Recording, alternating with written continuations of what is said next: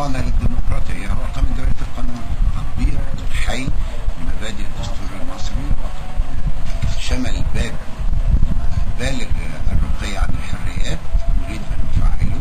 سنبادر بإنشاء مفوضية مصرية لتكافؤ الفرص ومكافحة التمييز، مهمتها أن يكون لديها وسائل قانونية وقابلة للتنفيذ لتحريم وتجريم التمييز على أي أساس، الجندر بين المرأة والرجل، الدين بين المسلمين والأقباط، جهويا ما بين جهات في مصر، على حتى أساس الانتماء السياسي.